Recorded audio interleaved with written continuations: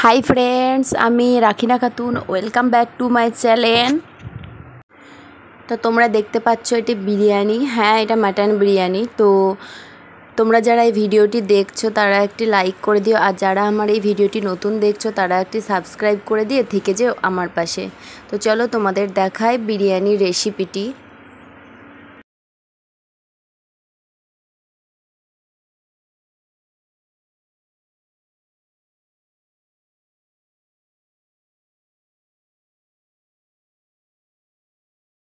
আজকের বিরিয়ানিটি আমি বানাইনি, আমার মা বানিয়েছে। তো মা বানাচ্ছিল আর আমি ভিডিওটি করছিলাম। তো দেখো এই যে, তো মায়ের হাতের কোনো খাবার খাওয়া মানে এই যে অমৃত খাচ্ছি এরকম একটা মনে হয়। তো এই দেখো মা মাটনটিকে ম্যারিনেট করে রাখছে যেন তাড়াতাড়ি সেদ্ধ হয়ে যায়, ওই জন্য দেখো। আর একদিকে আলু সেদ্ধ করে রাখা হয়ে গেছে, জল ঝরাতে দিয়ে দিয়েছে। এই দেখো সেদ্ধ করে রেখে দিয়েছে, এবার তেলে ভাজবে। এই দেখো ভাতের চালটিকে ভিজিয়ে রেখে দিয়েছে যেন ভাতটি খুব সহজে তাড়াতাড়ি হয়ে যায়, ওই জন্য ভাতে। তো এই দেখো আলু ভাজা হয়ে গেছে, আলুটাকে তেলে ফ্রাই করে নিয়েছে।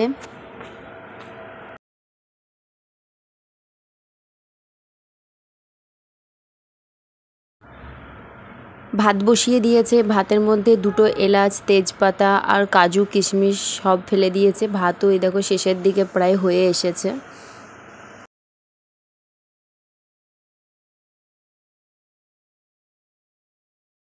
এই দেখো ভাতটিকে ঝরাতে দিয়ে দিয়েছে, ভাত হয়ে গেছে বলে ভাতটিকে খাঁচির মধ্যে দিয়ে ঝরিয়ে নিল মা ভাতটিকে, যেন গলে না যায়।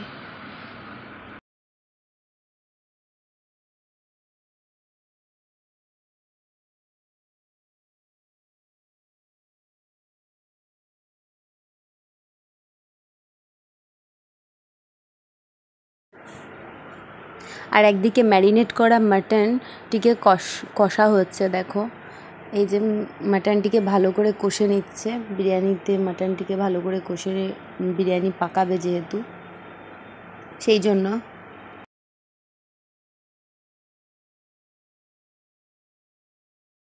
তো এই দেখো বিরিয়ানি পাকানোর জন্য সব রেসিপি বা সব সামানগুলো মা নিচে নামিয়ে নিয়েছে, আর হাঁড়ির মধ্যে অনেকটা পরিমাণ ঘি দিয়ে দিয়েছে।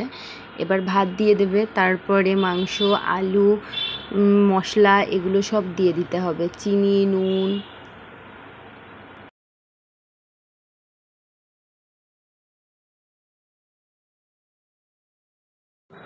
এই দেখো এবার মাটন দিয়ে দিল, আলু দিয়ে দিল, এবার সব মশলাগুলো দিয়ে দেবে, বাস।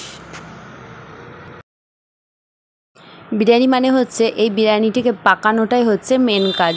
তো এটিকে পাকালে পরে বিরিয়ানি খেতে ভালো লাগে, হয়তো খেতে খারাপ লাগে, সব কিছু হচ্ছে এই পাকানোর মধ্যে দিয়ে। যে বেশি ভালো পাকাতে পারে বিরিয়ানি খেতে হেব্বি লাগে।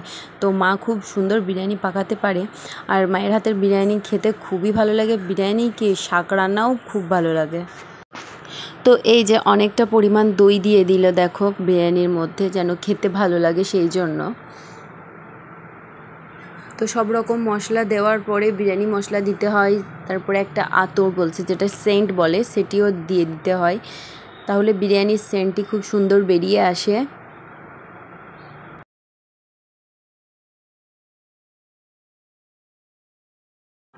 এইভাবে করে পরপর দিতে হয়। এই যে হলো প্রথম ধাপ, এরপরে ভাত দিয়ে দেবে ওপরে দেখো, তারপরে আবার ওরকমভাবে আলু, মাংস, মশলা, নুন, চিনি সব দিয়ে দিতে হয়। তো এই দেখো আবার দিয়ে দিল আলু, মাংস, সব কিছু সামান যেগুলো ছিল, মশলা, নুন, চিনি এগুলো সব আবার দিয়ে দিলে। এবার উপরে ভাত দিয়ে চাপা দিয়ে ঢেকে দেবে।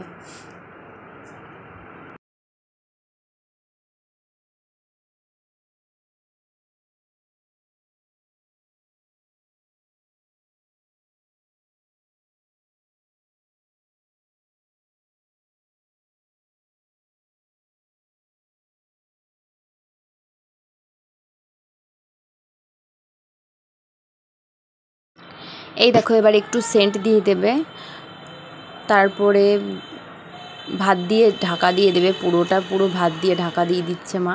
তো এরপরে আবার ঢাকা লাগিয়ে দিয়ে গ্যাসে স্টিম করতে দেবে। আর ওপরে একটু বেশি পরিমাণ ঘি দিয়ে দিল যেন খেতে ভালো লাগে আর সেন্ট করে আর তলা যেন না লেগে যায় ওই জন্যে।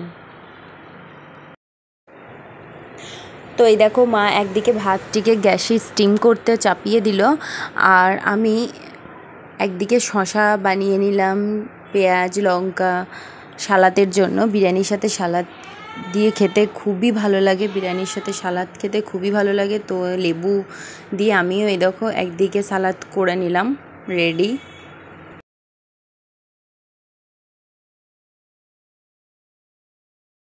তো এই দেখো সালাদ রেডি, এই দেখো বিরিয়ানিও হয়ে গেছে, মা নামিয়ে রেখেছে। দেখতে পাচ্ছ কত সুন্দর হয়েছে বিরিয়ানিটি খেতে, বিরিয়ানি খেতেও খুব সুন্দর হয়েছে।